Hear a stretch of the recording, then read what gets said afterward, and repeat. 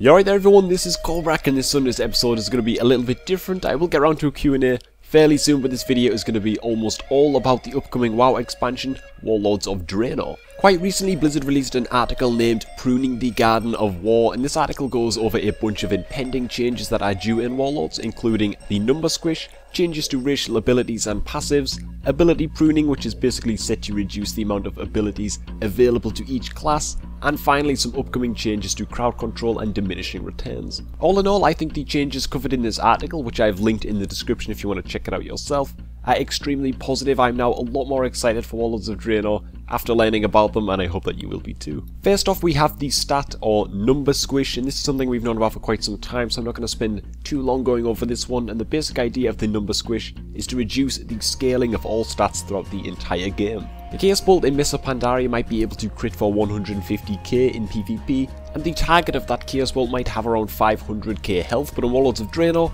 with all stats scaled down, Chaos Bolt might be critting for around 20k on a target with 70k health, so you are hitting less, but everyone's health will also be lower, so it's going to have no impact at all on actual gameplay. The notion is to bring down numbers that were spiraling into the hundreds of thousands and sometimes even the millions to a more simple, easy to look at level. Generally, most people support the number squish. I definitely do, and I think it's been a long time coming, and I'm glad that it is on its way. Next, we have some changes to racial traits. Blizzard have acknowledged that some racials were pretty strong in comparison to others, and some tweaks will take place. On a recent Twitter Q&A about the article, which I will also link below in the description, the changes or planned changes to pretty much every racial ability are covered, and some interesting ones that I'll point out right here are the increase in cooldown to Will of the Forsaken, which will now be on a 3-minute cooldown up from 2. Troll Berserking will now be a 15% haste buff, down from 20%. All weapon specializations have been removed due to hit and expertise rating no longer existing as stats in Warlords of Draenor.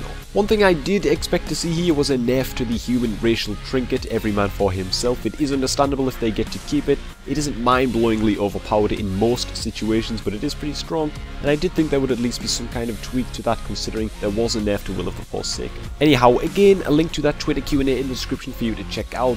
I don't really just want to be reading these changes off of the page. And now for the bit that I think a lot of people are interested in hearing about, and that is the ability reductions. And as I understand from this article, there are certain types of abilities that are being targeted for either removal or for being merged with similar spells, starting with damage cooldowns. Two confirmed abilities that are going to be axed are the Shaman's Stormlash Totem and the Warrior's Skull Banner, according to the Twitter Q&A. The idea is to reduce the cooldown stacking, which pretty much means blowing every offensive cooldown at the same time for an absurd amount of damage, rather than using your offensive cooldowns sparingly and with strategy, and it's a decent idea which I don't have many issues with.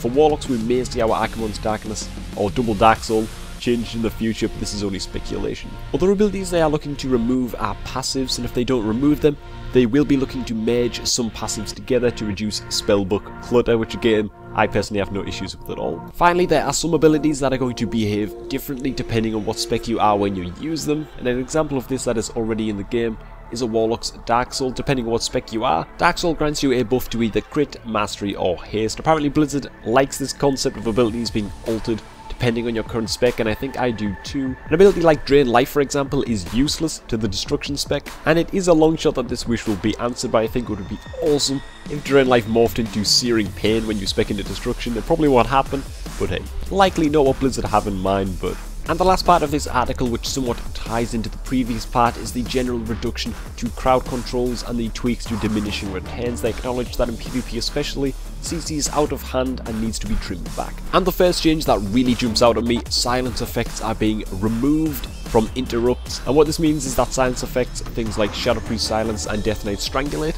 will remain exactly as they are. However, abilities like Counterspell, Spell Lock and amongst Spear Handstrike will very likely only serve as ranged interrupts, behaving like a rogue's kick. If you hit someone mid-cast with a Spell Lock, they will be locked out for a few seconds, but the days of blanket silencing someone to free cast or to an extended CC chain are over. Now overall, while I will definitely miss my old Spell Lock, I do think that this is good for the game. Instant cast CC is not good for PvP for me. It just lowers the skill cap. All Warlocks will remember the days of Blood Fear at the start of Mists of Pandaria and what a joke it was. Blanket silences aren't as ridiculous, but in my opinion they do fall into that same category, so I personally won't be sad to see them go. Next up, all disarms are being removed, which seems a little bit crazy, though I don't really play melee, so I'll be interested to see what you guys think about this one down below. A bunch of DR categories have been merged, so now all roots, stuns and incapacitate effects now share the same DR category. This just means more CCs are going to become diminished a lot faster. Also, all incapacitate effects now share DRs with horror effects, meaning in certain comps, us Warlocks will have to be a little bit more careful with choosing Mortal Coil, which is usually the go-to talent choice if your partner has a lot of stuns that would otherwise DR Shadow Fury. Maybe there will even be isolated cases in which Demonic Breath is a viable talent choice. The ability to make CC spells instant cast by using a cooldown is gone, and I think that this means using Presence of Mind to land an instant polymorph, or an NS to land an instant cyclone. I can't really think of anything else that they would mean by this, and if this is the case, I like it. It just means less instant CC in the game overall. Hunters are also losing Scatter Shot, and Silencing Shot is now just an interrupt or basically counter shot with no silence component. I really wish I knew more CCs that are being toned down or removed, as this is something I've wanted for a long while, but as far as I know, not a whole lot beyond this has been confirmed. Some of the crowd control abilities will be nerfed a little bit in Warlords. Druid Cyclone can now be broken by immunity effects such as Bubble and Ice Block, and dispelled with the Priest's Master Spell, and the duration of long fear effects like Howl of Terror and the regular Warlock fear are being reduced from 8 seconds to 6 seconds. Not really sure how I feel about this. I do understand Blizzard's point about fear having the added benefit of messing up a target's positioning as well as CCing them, but it is just as hard to land as a polymorph, for example, and altering opponent's position more often than not really doesn't add much benefit unless you're lucky. If I could glyph my fear so the target stands still to keep my 8-second PvP duration, I would probably do that. The last change to consider is to be made 2 PvP trinkets after trinketing a CC. I think you're made temporarily immune to that same CC being immediately reapplied, and I can't see this having a massive impact overall. It will nerf our ability to double cast a CC with the hope of instantly reapplying a control effect as soon as a target has trinketed it, and it makes abilities like Solar Beam able to be trinketed, which would be a big mistake if done in the game as it currently exists. So all in all, a ton of stuff here to be happy about. I think most of the changes I really like. If you have any thoughts, let me know down below and I'll try and answer as many comments as I can. Unfortunately, this episode of Sundays isn't going to have the Q&A, which makes me a little bit sad. Hopefully the discussion in the comments will make up for that. Before we do wrap this one up though, there are a few awesome people who have donated and helped me out big time over the past few weeks, and these people do deserve a shout out. Philip Schluter donates €5, does not even note behind those, so I'm just gonna have to say thank you, man. Jesper Nielsen also donates €5 saying I love your vids and I had a blast with you back in the 10 Warlock Warsong Gulch. Thanks for that, man, and I also did link that channel you mentioned in the description for anyone interested in checking it out. Anthony Sakira, I think that is pronounced, donates €30, says love your videos, man, take stuff out and enjoy a relaxing evening on me.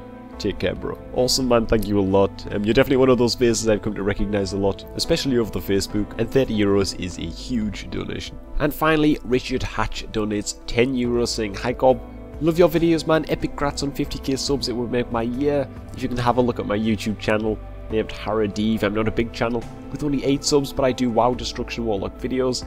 Nice work, you are epic.